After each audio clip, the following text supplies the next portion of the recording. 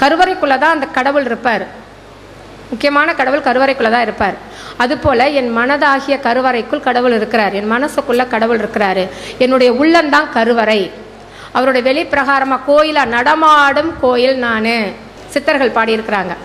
நான் நடமாடும் கோயிலாக இருக்கிறேன். என் உள்ளம் கருவறையாக இருக்குது. என் வாய் கோபுர வாசல். இந்த வாயை எதுக்கு படைச்சிருக்கிறாரு? நிறைய வேலைகளை இந்த வாயை நம்ம சாப்பிட்றதுக்கும் அடுத்தவங்களை குறை சொல்கிறதுக்கும் தான் பயன்படுத்திகிட்டு இருக்கிறோம். உள்ளம் பெருங்கோயில் ஊனுடம்பு ஆலயம் வள்ளல் பிரானாருக்கு வாய் கோபுர வாசல். நாம் பெற்றுக்கொண்ட இந்த இன்பத்தை அடுத்தவங்களுக்கு சொல்லிக் கொடுக்கறதுக்கு தான் இந்த வாயை முதலாவது படைச்சிருக்கிறாரு கடவுள். தெல்ல தெளிதா இருக்கு. இது தெரிஞ்சிருச்சுன்னா, என் கூட கடவுள் இருக்கான்னு தெரிஞ்சிருச்சுன்னா, சீவன் சிவலிங்கம். சிவலிங்கம்ன்றது வெளில எங்கேயும் போய் தேடாத, உனக்குள்ளேயே சீவனாக இருக்கிறார். அவர் உயிராக இருக்கிறார். உயிர் போயிடுச்சுன்னா சீவன் எடுத்து போயிடுச்சும்பாங்க. அந்த ஜீவனாய் என்னோட இருக்கிறவர். நானே வழியும் சத்தியமும் ஜீவனமாய் இருக்கிறேன். என் உயிரான இயேசு அவர் என்னோட உயிராக இருக்கிறாரு அப்படிங்கிறது தான் இந்த பாடலோட கருத்து. கடைசியாக ஒரு பாடல் சொல்லி முடிச்சிடுறேன். அகத்தியர் பாடின பாடல் ஞான தீபம். வணங்குவாய் சகசோதி ஒருவனாகி மாநிலத்தை, இந்த 8 லைனில் ஃபுல்லாக சொல்லிடுறாருங்க. மாநிலத்தை ஒரு நொடியில் வகுத்தே. வணங்குவாய் சகசோதி. ஜெகத்தில் ஒரே ஜெகம்னு சொன்னால் உலகம். உலகத்தில் ஒரே ஒரு ஜோதி. வணங்குவாய் சகசோதி ஒருவனாகி. மாநிலம்னா பெரிய நிலம். உலகத்தை படைத்தவர். மாநிலத்தை எப்படி வகுத்தார்? ஒரே நொடியில் வகுத்தார். உண்டாக கடவுதுனார் உண்டாயிடுச்சு. மண்ணில் குணமான மனிதரையும் படைத்த பின்பு நல்ல கேரக்டரோட மனுஷனை படைச்சாரு. குவலயத்தில் தானுதித்து. மனுஷனை படைத்த பின்பு தான் என்ன பண்றாரு? குவலயம் சொன்ன முன்னாடியே சொன்ன உலகம். உலகத்தில் தானும் உதித்து குருவாய் வந்தாரு. நீங்கள் என்ன குருக்கள்னு அழைக்காதீங்க பாரு, பிதா ஒருத்தர் தான் பாரு. அந்த அளவுக்கு தாழ்மையானவர் இயேசு கிறிஸ்து. குருவாய் வந்து சனமான சம்சாரம் ஒன்றில்லாமல் திருமணம் பண்ணிக்கல. அவருக்குன்னு குழந்தை குட்டிகள் கிடையாது. சன்னியாசி போலிருந்து தவத்தை காட்டி. ஒரு சன்னியாசியை போல தவம்னு சொன்னால் ஒழுக்கமான வாழ்க்கை முறையை காண்பித்து அன்பான சித்தர்களை இருத்தி போட்டு, சித்தர்கள் சொன்னால் சீடர்கள், அன்பான சித்தர்களை இருத்தி போட்டு அகண்ட தலம் சென்றவரை அண்டுவாயே. அவர் இப்போ மேலே போயிட்டாரு. அவரை அண்டிக்கொள். இது அகத்தியர் எழுதின பாடல். இப்படி மதத்தின்படி நம்ம கடவுளை பார்க்காம, மதம் வேறு ஆன்மீகம் வேறு. மதத்துக்குள்ள கடவுளை கொண்டு போகாதீங்க. ஆன்மீகத்தில் போனால் தான் இதை விரிவாக திறந்து நம்ம கண்ணை திறந்து பார்க்க முடியும். இப்போ தண்ணீர் இருக்குது. எனக்கு தமிழ் தெரியும், நான் தண்ணீர்னு சொல்கிறேன். இங்கிலீஷ்காரவங்க வாட்டர்னு சொல்கிறாங்க. தெலுங்குக்காரவங்க நீலுன்னு சொல்கிறாங்க. ஹிந்திக்காரவங்க பானின்னு சொல்கிறாங்க. மொழிகள் வேறு. ஆனால் சப்ஸ்டன்ஸ் என்ன? பொருள் ஒன்று தான். தண்ணி ஒன்று தான். தண்ணியை எடுத்து குடித்தாதான் என் தாகம் தீரும். அப்போ கடவுளை நான் உண்மையாக உணர்ந்து கொண்டால் தான் என்னுடைய தாகம் தீரும். அந்த கடவுளை அறியாத தாகம் கொண்ட அநேகர் இருக்கிறாங்க. கடவுளை அறிய வேண்டும்ன்ற தாகத்தோட அநேகர் இருக்கிறாங்க. நான் மட்டும் குடிச்சிட்டே இருந்தால் தண்ணி குடித்தா என்ன ஆகும்? வேஸ்ட். அது அடுத்தவங்ககிட்ட இதை எடுத்து சொல்லணும்.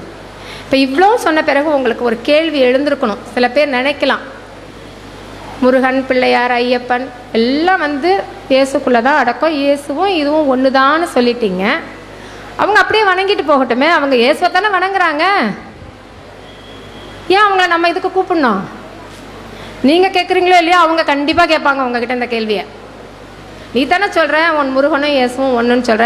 காம்ப்ரமைஸ் பண்ணல. நான் முருகனும் இயேசுவும் ஒன்றுன்னு சொல்லலை. இயேசுவை விளக்க வந்த கடவுளாக முருகன் நிற்கிறார். ஆனால் இப்படியே போய் சொன்னீங்கன்னா அவங்களுக்கு கோவம் வரும். இப்போ நான் போய் இயேசு கிறிஸ்து தான் மெய்யான கடவுள்னு போய் அவங்கக்கிட்ட சொன்னேன்னா, உன் கடவுளை நீயே வச்சுக்கோ, எனக்கு நிறைய கடவுள் இருக்குது, நான் பார்த்துக்கிறேன், உன் மதத்தை பரப்ப என்கிட்ட வராத. இதை அருமையாக எனக்கு விளக்கி சொன்னதை நான் சொன்னேன். முன்னாடி டேனியல் பெராக்கான ஒரு அங்கிள், அவங்க தான் எனக்கு இதை சொல்லிக் கொடுத்தாங்க. அவங்க அமெரிக்கா தேசத்தில் ஊழியம் செய்கிறாங்க. ஆனால் அவங்க சொல்லுவாங்க, இங்கே இருக்கிற மக்கள் காட்டுற பக்தியை நாம் காமிக்கிறது இல்லைம்மாம்பாங்க. அவன் அழகு குத்துற மாதிரி நம்மளால் குத்திக்க முடியாது. அவன் கடவுளுக்காக ரத்தம் சிந்த ரெடியாக இருக்கிறான். மூடத்தனமாக அவன் செஞ்சிட்ருக்குறாங்க. ஆனால் அந்த மூட பக்தியை நம்ம போய் குறை சொல்லிட்டு இருக்கோம் இல்லையா, அது நீங்கிறதுக்கு என்ன வழி எடுத்திருக்கோம், என்ன ஸ்டெப் எடுத்துருக்குறோம்? அவனை மூடன்னு சொல்லி ஒதுக்கி வைக்கிறது தான் நம்ம வேலையாக இருக்குது. மூடத்தனமாக இருக்கீங்கன்னு சொல்லி அவங்கள ஒதுக்கி வைக்கிறோம். அப்படி அல்ல. அப்படி இயேசு கிறிஸ்து இருந்தாருன்னு இந்த உலகத்துக்கு வந்திருக்க மாட்டார். அவர் நான் பாவியாக இருக்கும்போது தான் அவர் இறங்கி வந்தார். அப்பேற்பட்ட பரிசுத்தர் எனக்காக தாழ்ந்து வந்து கீழே இறங்கி வந்தப்போ, ஆஃப்டர் ஆல் மனிதர்களாகிய நாமையே நம்ம இந்து சகோதர சகோதரிகளுக்காக தாழ்ந்து போகக்கூடாது. ஸ்பிரிச்சுவல் ப்ரைடு வந்துடுது நமக்கு. அதனால என்ன பண்ணுறோம், நான் கற்றுக்கொண்டதில் நிச்சயத்திருக்கிற இதிலே தான் நான் வாழ்வேன்னு ஒரு வட்டம் போட்டுட்டு அந்த வட்டத்துக்குள்ளே வாழ்கிறோம். இப்போ இதுவும் அவர் சொல்லிக் கொடுத்த கதை தான் இது. எனக்கு எக்ஸாம்பிள் அந்த டேனியல் அங்கிள் சொல்லிக் கொடுத்த கதை தான் இது. இது எல்லாம் ஒன்றுன்னு சொன்னால் அவங்க கேட்குற கேள்வி எல்லாம் ஒன்றுங்கும்போது நான் இப்படியே கும்பிட்டுட்டு போகிறேனே.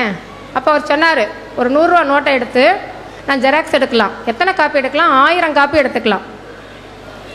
ஒரே ஒரு ஒரிஜினல் நோட்டு ஜெராக்ஸ் எடுத்தால் 1000 எடுத்துக்கலாம். ஆனால் அந்த ஜெராக்ஸ் எடுத்த அந்த நோட்டுலேருந்து எடுத்துகிட்டு போய் ஒரு ஷாப்பில் 5 பைசா, ரொம்ப கூட வேணாம், 5 பைசாவுக்கு ஒரு பொருள் வாங்க முடியுமா உங்களால்? அது போல தாங்க இயேசு கிறிஸ்துன்றவர் இங்கே அடியில் ஒரிஜினலாக உக்காந்துருக்கிறார். மேலே நிறைய ஜெராக்ஸ் எலும்பிடுச்சு. அவங்க நினச்சிக்கிறாங்க ஜெராக்ஸ் மூலமாக எனக்கு நிம்மதி. ஒருவேளை இந்த இவ்வுலக வாழ்க்கையில் வேணால் அவங்க ஒருவேளை பணக்காரவங்களாக இருக்கலாம். ஆனால் இறப்புக்கு பிறகு ஒரு வாழ்க்கை உண்டுன்றதை எல்லா மதங்களும் போதிக்குது.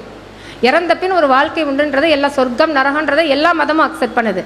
அப்போ அந்த இதுக்கு ரத்தம் சிந்தது இல்லாமல் பாவங்கள் மன்னிக்கப்பட மாட்டாதுங்கிறது ரிக்வேதத்தினுடைய அடிப்படை நாதம். அவங்க சொல்கிற அந்த இதழின் படி பார்த்தா கூட ரத்தம் சிந்தது இல்லாமல் பாவங்கள் மன்னிக்கப்பட மாட்டாது. யார் எனக்காக ரத்தம் சிந்தன? கடவுள். வரலாற்று நாயகன் அவர். வரலாற்றை 2ஆ பிரித்தவர். கிறிஸ்துவுக்கு முன் கிறிஸ்துவுக்கு பின் வரலாற்று நாயகனாக இருக்கிறாரு கடவுள். அப்பேற்பட்ட கடவுளை நீ அண்டிக்கொள். நீ என்ன பண்ணிட்டு இருக்க? ஜெராக்ஸை வணங்கிட்டு இருக்கிற.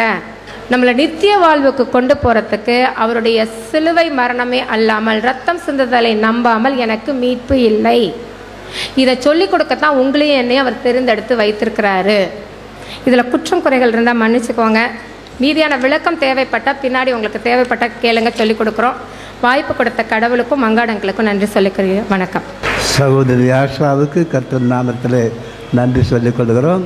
கிறிஸ்துவுக்குள் பிரியமானவர்களே, இந்தியாவில் சுவிசேஷம் முழுமையாக பரவாததற்கு அநேகம் காரணங்கள் இருந்தாலும் கீழே வழங்கப்படும் சில முக்கியமான காரணங்களை இந்த கருத்தரங்கு வழியாக இந்திய திருச்சபையின் கவனத்துக்கு கொண்டு வர விரும்புகிறோம். முதலாவதாக, 2000 வருடங்களுக்கு முன் தூய தோமா அப்போஸ்தலர் பரப்பிய ஆதி இந்திய கிறிஸ்தவ சத்தியங்களை பற்றிய நமது அறிவு குறைவு. இரண்டாவது, இந்தியாவின் ஆதி குடிமக்களாகிய 90 விழுக்காடு திராவிட இன விடுதலையும் கிறிஸ்து வழங்கும் ஆன்மீக விடுதலையும் இணைந்து செயல்பட தவறியது. மூன்றாவது, இந்துத்துவாவுக்கும் இந்து மதத்துக்கும் உள்ள வேற்றுமையை நாம் புரிய தவறியது. அதாவது, இந்துத்துவம் ஒரு மதம் அல்ல என்றும் இந்து மதம் என்றால் ஆதி இந்திய கிறிஸ்தவமாகிய சைவ வைணவம் என்றும் உணர தவறியது. நான்காவது, ஆசிய மதமாகிய கிறிஸ்தவம் ஒரு ஐரோப்பிய மதம் என்ற ஒரு தவறான சிந்தனையை இந்திய மக்களிடமிருந்து மாற்ற நாம் முயலாதது. ஐந்தாவது, ஆயிரக்கணக்கான கோட்பாடுகளை, அதாவது டாக்டரின்ஸை புகுத்தி ஆயிரக்கணக்கான சபை பிரிவுகளாக பிரித்து, அதாவது டினாமினேஷன்ஸ், கிறிஸ்தவர்களின் ஒற்றுமையை இழந்தது. ஆறாவது, ஜாதி ஏற்றத்தாழ்வு கோட்பாடு இந்தியாவின் தேசிய பாவம் என்று உணர தவறியது. ஏழாவது, நினிவேக்கு அனுப்பப்பட்ட நாம் தர்ஷீசுக்கு சென்று கொண்டே இருக்கிறோம் என்பதை உணர தவறியது. கடைசியாக, இன்றைய கிறிஸ்தவர்கள் தாங்கள் பிரசங்கிக்கிறபடி வாழாதது. கிறிஸ்துவுக்குள் பிரியமானவர்களே, இந்த காரணங்களை மனதில் கொண்டு வழங்கப்படும் செய்திகளை கவனித்து